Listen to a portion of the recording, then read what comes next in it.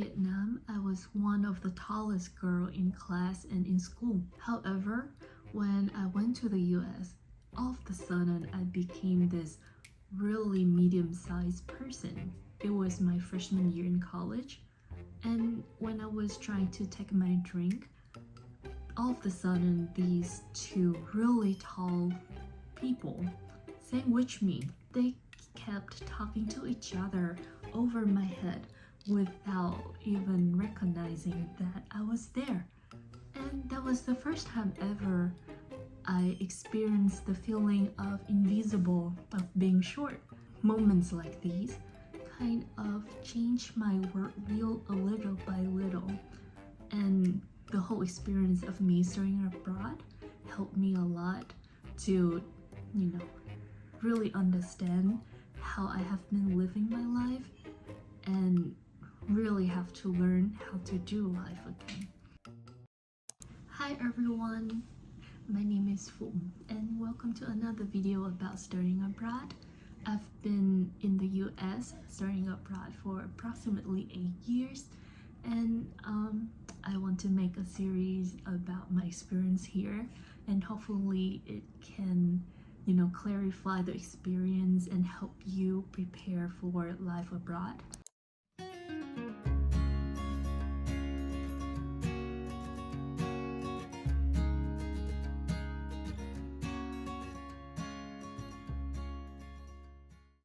Many of us have been living life in an autopilot mode, and all the judgment we have in everyday life, all the perspectives usually come from the culture, the training, the teaching, the observations that we have from the surrounding.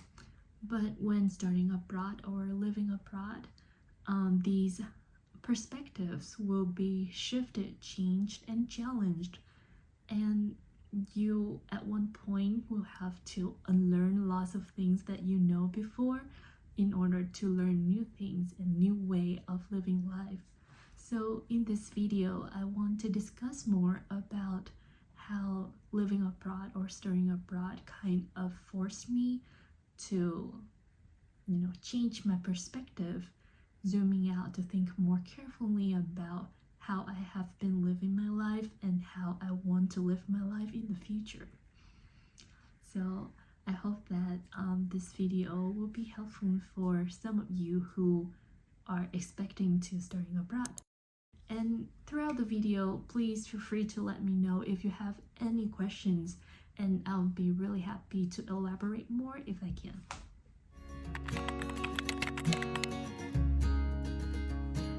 In this first part, let's talk about the moments that made me rethink about how I have been living, and the thing that I thought I know turned out I didn't.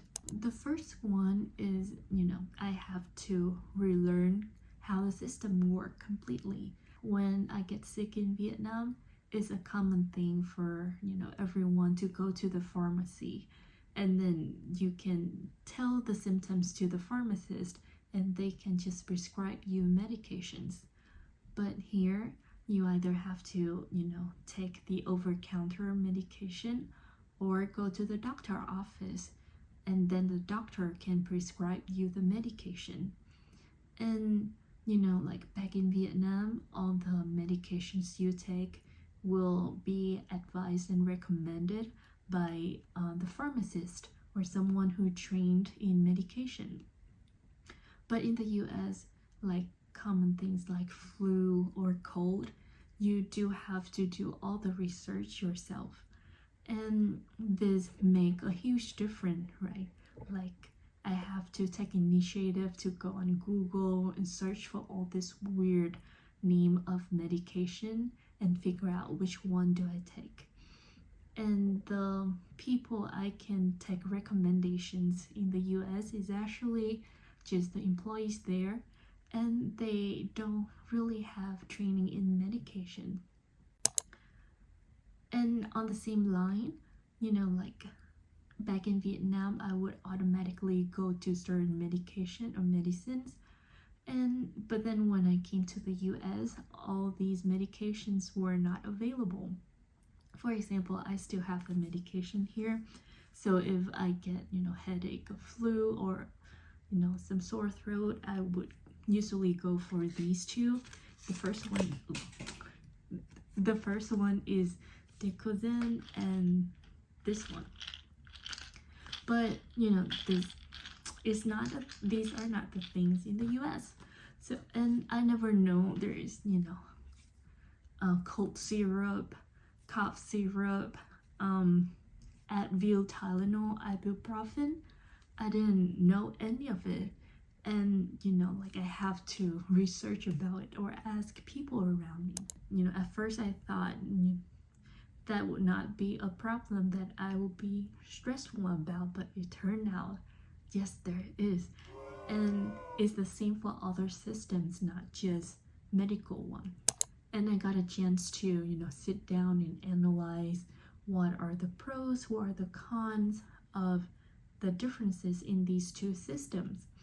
And it turned out that, what I learned from childhood to deal with my health is, not always the best way.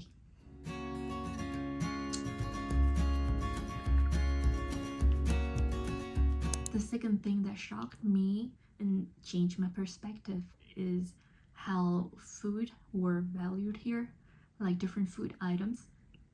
So back in the day in Vietnam, KFC, for example, is a luxurious thing. So you and your friend will celebrate birthday there.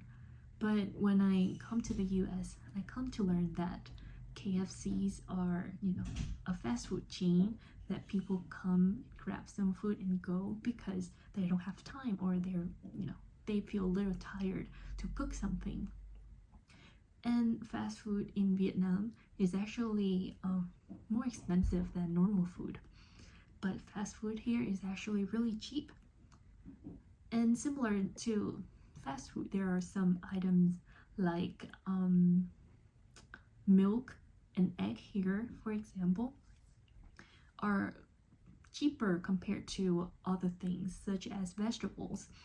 But in Vietnam, vegetables are actually the cheapest, and you get access everywhere. You can grow it in your house, and because it's hot all year round. So these changes in values, in pricing, that also shift the way I eat and my diet. Drinking milk is not like a once in a while thing when I was in Vietnam, but now I constantly drink milk, even every day.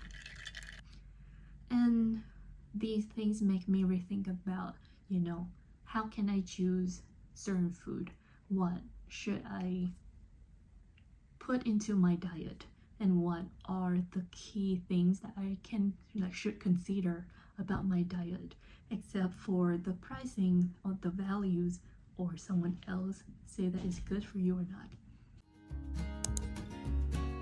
This is such a struggle. And then the third moment is when I realized my body is now a small to medium size compared to, the clothing size here or the shoe size here. Everything is substantially bigger in the US compared to Vietnam. And to be honest, the feeling of being smaller compared to, your environment is kind of scary.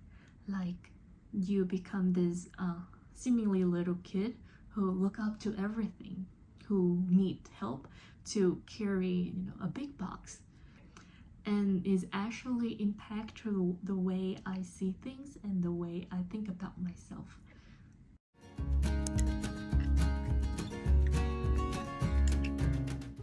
And the last one is about how people actually do things here.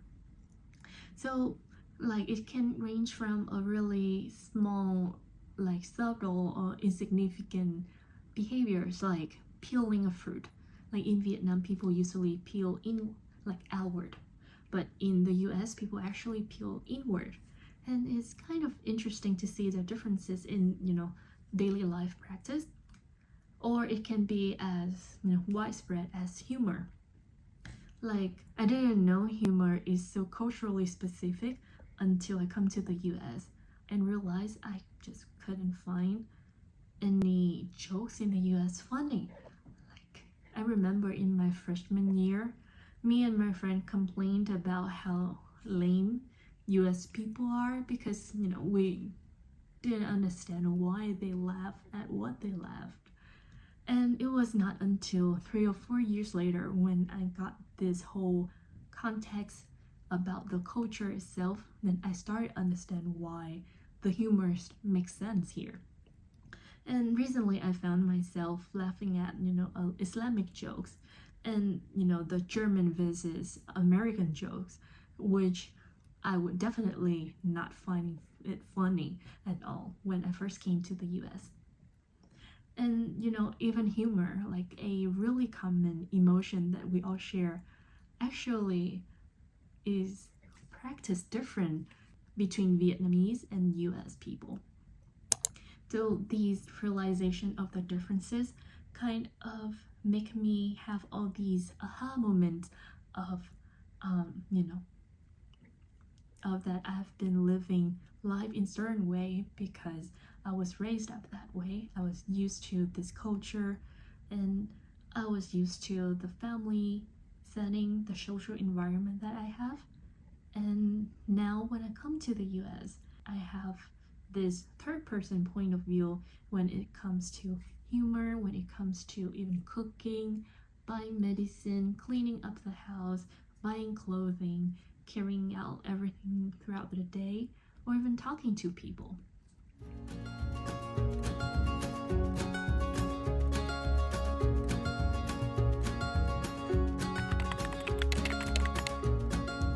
Alright, let's move on to the second part of the video. It's all about, the process of change and how will you experience this realization and aha moment. Well, because I have a psychology background, so let's get nerdy a little here. I did some research and read some articles about cultural learning. And in general, we have 3 ways of learning how to function in life or how to practice a culture. The first one is imitation, right? You learn through imitating other people or copying other people. This is the general way how infants or kids learn how to do things. And then we have the second way is learning from instruction. So your teachers kind of teach you how to do calculation or how to pronounce certain words. And then you have the third one, which is collaboration. This is where you get creative based on your previous knowledge and kind of figure out a new different way to practice a culture or solve a problem in daily life. You've been doing all of these 3 methods from childhood to adulthood, and when you study abroad, you have to repeat this process again in a new different setting. The only difference is that now you have a lived experience and you are able to compare the new one with the old one. The realization and the change process will vary across people and across situation. And one factor that determines whether you can take in and absorb new culture quickly or not is whether you live with local people or you live alone in an apartment or in a dorm. I have a friend went to the US since high school, and he had the chance to live in the host house and experience life as a family. And like now when I talk to him, I always make jokes that you look Asian, but you actually sound so white. Like, where did my friend go? Meanwhile, me, I went to the US during college, so I went and stayed in dorms. The only locals I interact with were, friends my age who are actually not really experienced in practicing life and who are still, confused and trying to figure out their life.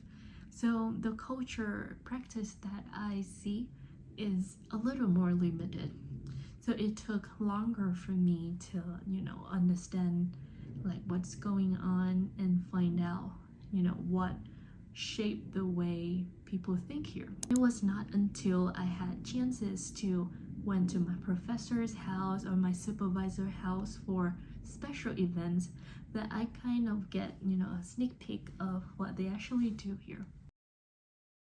And the second factor that influence whether, the process of you changing and adapting to a new culture is quick or not is whether you are ready to change or not.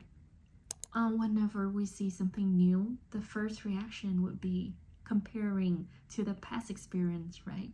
Like if you see a behavior here that is so widely celebrated in the US, but is kind of get, punished in your country, for example, then you will have to like be shocked and surprised and, have and becomes really confused, and you start having all these doubts and be skeptical about what is right and what is wrong, and you will inevitably go into this confusion area where you actually don't know whether you are abnormal compared to people here, or the person you see are actually abnormal compared to the standard here, until you got a chance to meet more people, see how they react to certain things, how they practice their daily life, how they carry out things. And then you kind of get this common denominator. And some of us will decide that, no, I don't think it makes sense to, do life in a certain way, or to do something in a certain way, like people from this new country. There will be people who are just, willing to change everything, and later comes to realize, oh, actually the old way are actually a better way. To be honest, I've been through all of those stages until I eventually get frustrated and pick a side for myself. It's not like I have all the solid reasons to pick a side. It's just that, like in order to get out of the confusion stage, there is always a decision to make. And, the change process will last as long as you need. And it is always up to you to decide to whether you should take on the new culture or you want to stay in the previous culture.